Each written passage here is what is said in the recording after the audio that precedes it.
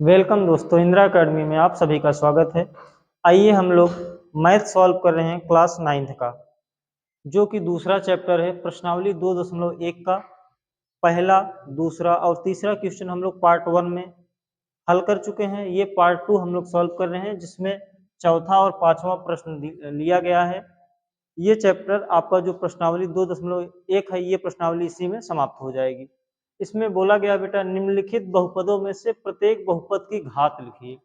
निम्नलिखित बहुपदों में से क्या करना है? प्रत्येक बहुपद की घात लिखना है। आइए प्रत्येक बहुपद की हम लोग घात लिखते हैं। इसके पहले हमने आपको बताया भी था कि किसी भी बहुपद का अगर घात पूछा जाए तो सबसे उच्चतम घात उसका लिखना होता है। कौन सा घात लिखना होता है? सबसे उच्चतम घात, मतलब सबसे बड़ी वाली घात।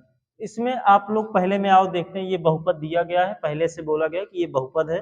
इसमें आपको क्या बताना है? इस बहुपद की उच्चतम घात बतानी है। आइए घात बताते हैं। देखो यहाँ पे जो चर संख्या होगी उसी का घात देखेंगे। यहाँ पे एक है, यहाँ पे एक, यहाँ पे इसकी घात क्या है? 3 है, इसकी घात 2 है, इसका घात ये है। तो सबसे बड़ा घात क्या है इसमें? आप लोग भी देख लिया करो, इसका घात क्या है? 3 है। तो पहले का घात क्या आया? 3। दूसरे का देखते हैं। इसमें एक ही चर है, ठीक है, जो एक जगह पे लिखा है सिर्फ, ये है y²। मतलब इसका घात क्या हो जाएगा? 2 हो जाएगा। घात बराबर 2 हो जाएगा। अब आते हैं तीसरे में। तीसरे में देखो t है, क्या है? t। और यहाँ पे कुछ नहीं लिखा इसके घात में।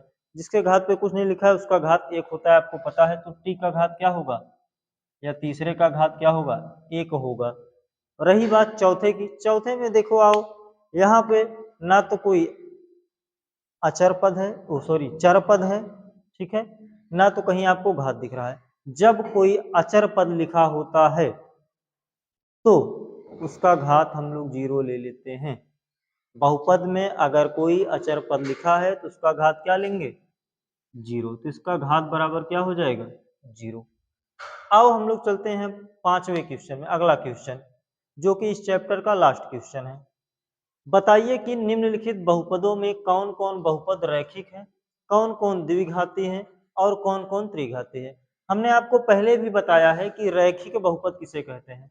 ऐसा बहुपद जिसका घात 1 हो, जिसका घात क्या हो, या उच्चतम घात कह सकते हो कि 1 हो, तो उसे हम क्या कहेंगे? रैखिक बहुपद।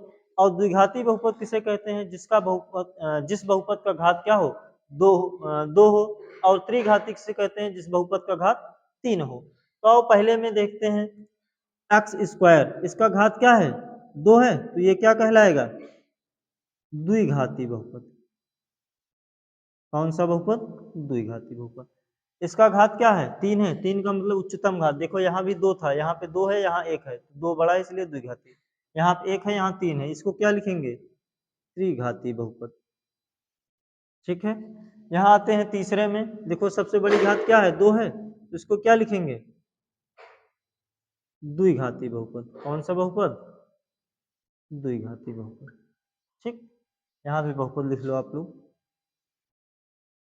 आगे देखो चौथे में क्या लिखा है? 1+x।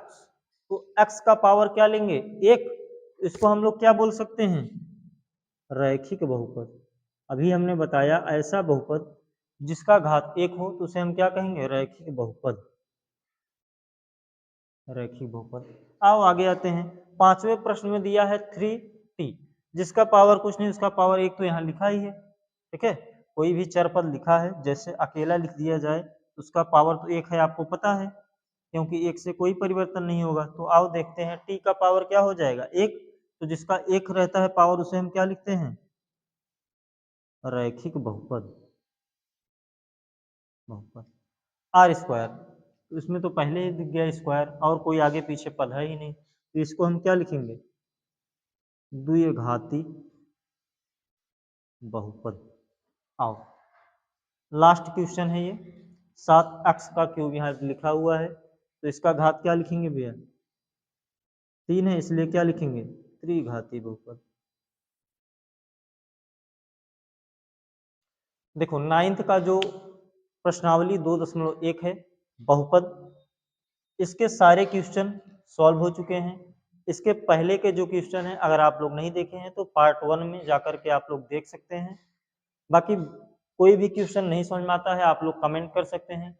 मत करो लाइक, मत करो शेयर, मत करो सब्सक्राइब, लेकिन आप लोग पढ़ो जरूर। आप लोग पढ़ो, हमारा वीडियो जरूर आता रहेगा आप लोगों के लिए। आप लोग पढ़ो बस। बाकी हम मिलेंगे अब अगले वीडियो में, तब तक के लिए वेलकम, धन्यवाद, फिर मिलेंगे।